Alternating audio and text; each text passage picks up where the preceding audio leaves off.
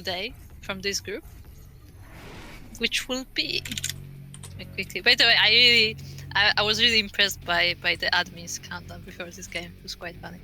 But anyway, right now we have our next match on the Romanti side, Ellie, and in the top left corner we have the red, because the red and white is the colors of his country. We have the Polish player representing Alpha X. It's ArT. And spawning in the bottom right-hand corner of Romanticide LE, we have the Ukrainian Protoss. Representing himself as he is teamless, it is Hellraiser. Also kind of accurate color because blue is on the flag of Ukraine. Yeah, it's blue and yellow, right? Yeah. I mean, yeah, blue and yellow. Oh god. So yeah, we'll see how these two shape up against each other. I'm a little bit more familiar with ArT because, fun fact, ArT is currently residing in Korea, not Poland. Yeah, he actually is. Like, I don't remember when exactly he went. I think it was actually a few months ago by now. It was. Starting maybe 2 months ago, ArT started playing in ESL Open Cup Asia. It was a very pleasant surprise. It was ArT and Braddock as well, or Braddock K. We were like, what is going on? Like, why are you guys up this late? And ArT explained, he's like, no, I'm living in Korea right now. It's like, oh, nice. So yeah, it's really cool that he invested, the time and money to go to Korea to practice and improve at the game. Yeah. And it's, I mean, it looks like we're having like more players traveling to Korea again, with Cham being there as well. Oh, yeah, we'll see how that Korean practice is going. Exactly. Like, I may be a little bit biased, but I cannot wait for Latin America. I guess it's too soon for Cham because Cham literally has been there for like less than a month. But that practice is kicking in his 6.3k on the Korean ladder. I can't wait to see how far he will go this year. I'm very excited. Are you saying there's something in the food? Maybe. It is a bit of a shame though, because there was also news. Originally, Exxon, they were sending Cham and Nina to go to Korea, but unfortunately Nina couldn't go due to I believe health issues or something along those lines. It's on Twitter, and yeah, unfortunately she wasn't able to go alongside Cham.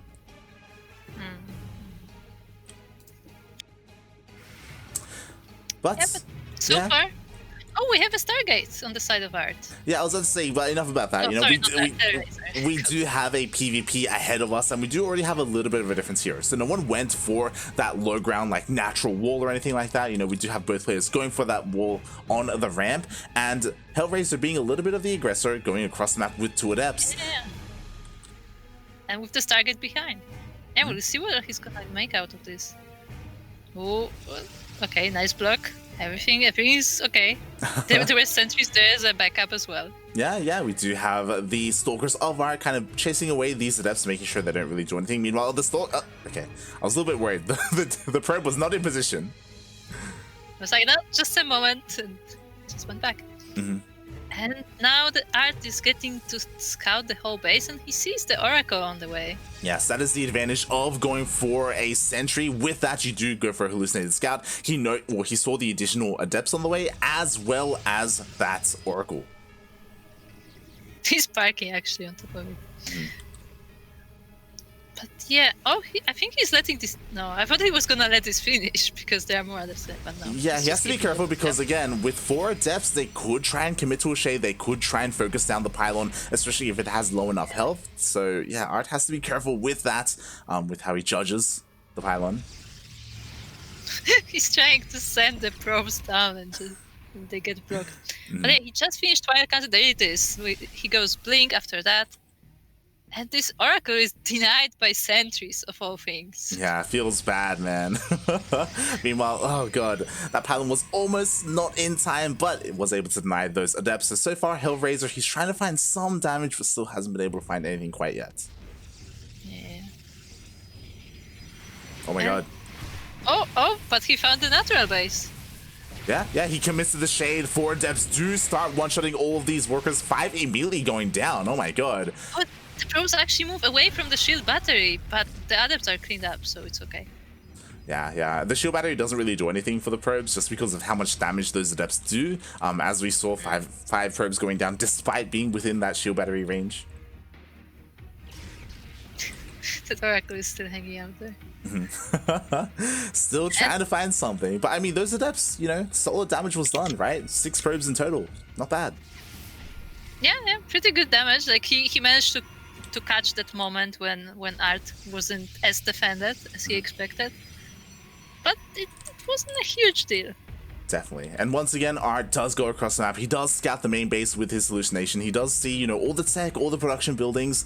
Blink is about to finish up. He's going for +1. Meanwhile, I believe Hellraiser is probably going to want to catch up as well with his own upgrades. A bit of a difference between the two players is that Hellraiser is committing to those immortals. Yeah, they will be very nice versus the Stalkers, although in big enough numbers, Stalkers can snipe Immortals, so have to be very careful about that. This is very true. ArT has been influenced by the Korean server. We have to bear this in mind, and especially on Korea, the Koreans, you know, like Zest, like Trap, they love committing to their +1 Blink Stalker. Doesn't matter how many Immortals you have, they can still be one-shotted.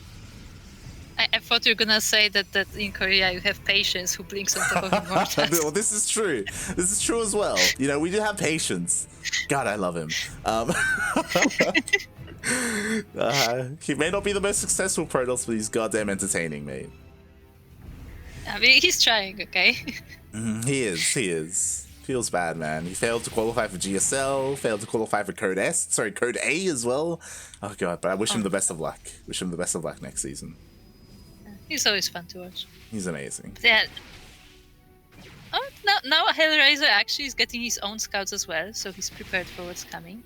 I was about to say that, like, only now Hellraiser started actually scouting ArT, like, because he just didn't have those hallucinations, but it's all good. They are up to date on it now. Definitely. And the status wars will help with the defense of this base. Exactly. I mean, you cannot underestimate these stasis wards. To be fair, if ArT is aware of them, he can bait them out, you know, with a single Blink Stalker just charging forward, things like that. But they can change the flow of a battle. Yeah, especially since ArT is going charge right now, so if like a group of zealots runs into those... It'll be disastrous there. But for now, we do see both players there are just macroing up. They're getting the third bases established. We've got plenty of probes coming out from both of them. +2 is on the way.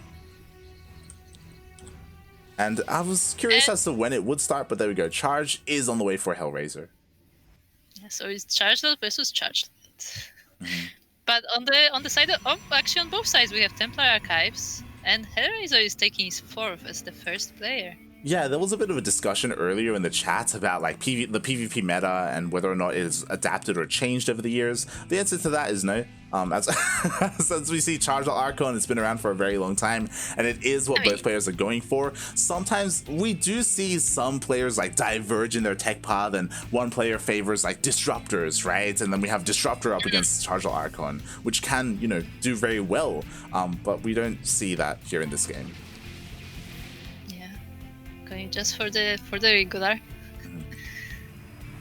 And the Archons are being morphed, the War Priests are being prepared, and we're just gonna wait for the big engagement soon. Yeah, I mean, to be fair, like, we're on Romanticide. Like, we should have known what we were getting ourselves into. Romanticide being the largest map in the map pool. Yeah, I was like thinking, why is this PvP so? I'm like, oh, Romanticide. Yeah, well, the other thing that's really important to note is that right now we are playing on the European server, and ping is a factor here. ArT playing from Korea, like, his ping is going to be pretty bad, to be honest, like 200, 250, maybe even 300 ping. So honestly, like, I feel like that could reflect how he plays the series out. It makes sense that he wouldn't want to necessarily rely too much on disruptors. It looks like he's still going for them, which is a bold move, but yeah, we'll see how he handles it. It is. Yeah, we could see that Warp is sneaking there at the top of the map. Yeah. It's waiting for his time. I thought I missed him. Yeah, the Oracle does barely escape. I thought I missed him, but there we go. There we go. The Warpism is diving in. And there's actually not too much. Oh, the third base is defended, but the main not so much. Yeah, I mean, sure, he can warp in a round of Zealots as well, and that's exactly what we see. Oh Zealots my. are coming in. Immediately, ArT does react. He's trying to focus down that Warp Prism. Yeah, Oh. but the stack is only gets just... it. Oh, the Warpers goes down! Yeah, nicely done there by ArT. Unfortunately, he still has to deal with the army because the Zealots did manage to be warped in. Yeah, and as he recalls his army, there's another attack going to his fourth. Unfortunately, ArT, he responded with his entire army there. A bit of an all-army hockey. He does keep some back here at home, close enough to respond, but he's forced to evacuate his fourth. Oh my god, could he even lose it? Yeah, he's gonna lose it, and Hellraiser is in a great position. Exactly. Ay. And I just realized Hellraiser, as we were distracted by the fight at the fourth base, I believe he recalled and he kept both Immortals alive. Oh my. As he did not lose any Immortals. Hellraiser kind of... No, I was just saying, it's just like sniped the base, took his own, like... Yeah, Hellraiser kind of outplaying ArT there a little bit, like pulling him apart, like distracting him in the main, even recalling and saving his high-tech units, killing a fourth base. ArT, he needs to make something happen here, because as we can see, you know, that gap in supply, it's getting larger and larger here. Yeah, ArT is gonna try and attack, but the whole army is at this base. It's just waiting. Yeah, we have a couple of stasis wards. Ooh, but it does get denied. Meanwhile, ArT is getting a decent position here. It looks like he may force a cancel. Yeah, I believe this base has to be cancelled. Yeah.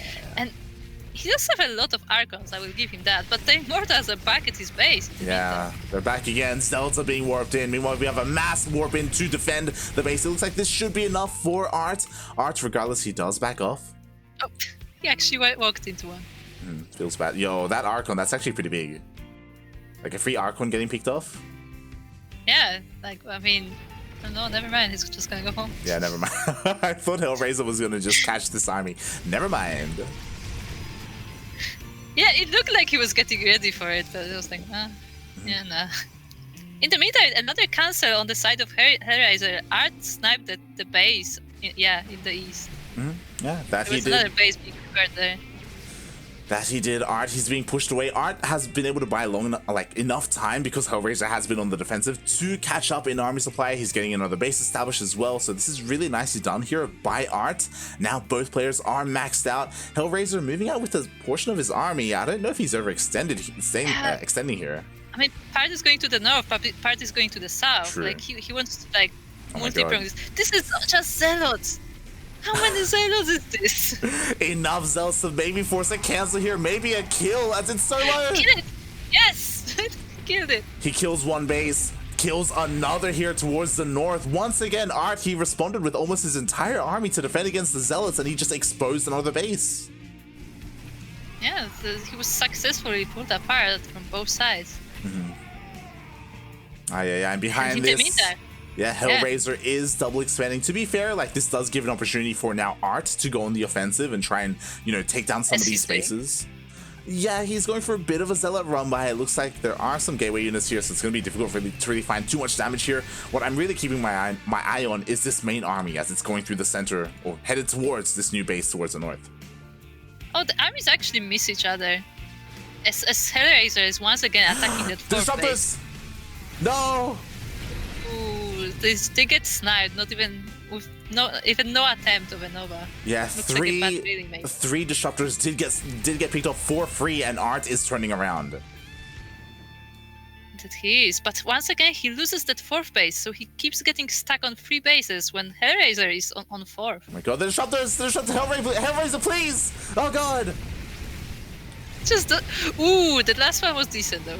Yeah, and there yeah. are more coming.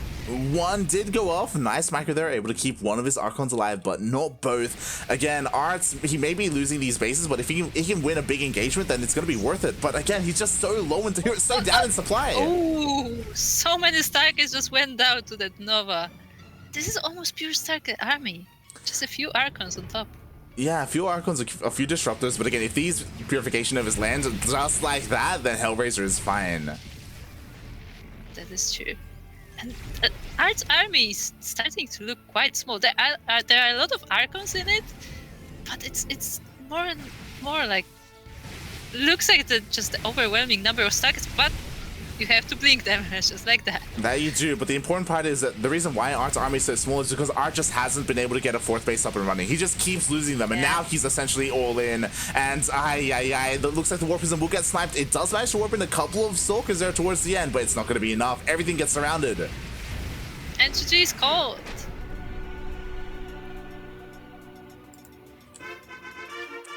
GG. Hellraiser does take game number 1 in this best of 3 series.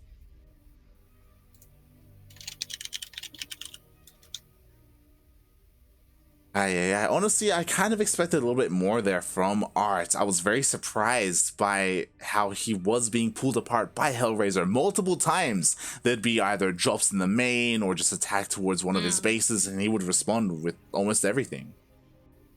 Yeah, that seemed to be like the common theme of this game, where like even like I feel like not every sometimes when he recalled, he didn't recall the whole army, but he still like brought the rest of the army like on foot. He just didn't expect the attack on the other side. Yeah, it did happen a couple of times there, unfortunately. Yeah, very surprising to be honest there, by ArT. But we'll see if he can bring it back. To be fair, because Romanticide is so large, like, you can get kind of spread thin towards the end there. So maybe he will have better luck on some of these smaller maps, more condensed maps. Would you call Jagannatha a more condensed map? Kind of. It's horizontally condensed. Horizontally condensed map. Yeah, okay. Yeah, it's a very vertical I don't know map. why, but it sounds funny. As we are setting up, as Kuri just said, game number 2 will be on Jagannatha.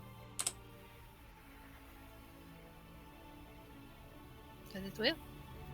We're gonna see if it's gonna be a similar style PvP where it's mostly just, you know, macroing up to max supply and like seeing who can best who, or if it will be more explosive.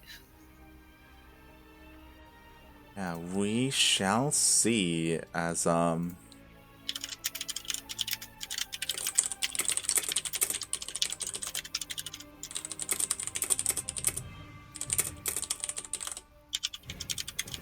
it looks like we're just waiting for the players to ready up. Shout out to iScar, by the way. iScar is our admin for the B stream. He's making sure he gets, you know, the players to do their vetoes, makes the lobbies, and gets everyone in there.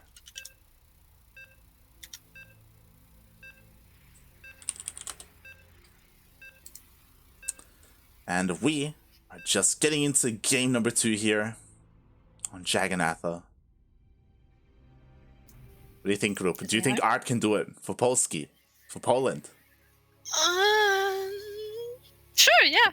Yeah? Yeah, I have faith. Yeah. You can do it. Yeah. I mean, look, it's PvP.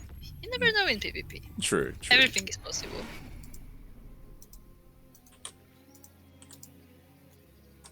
So, as we talked about it before, we are on Jagannatha LE.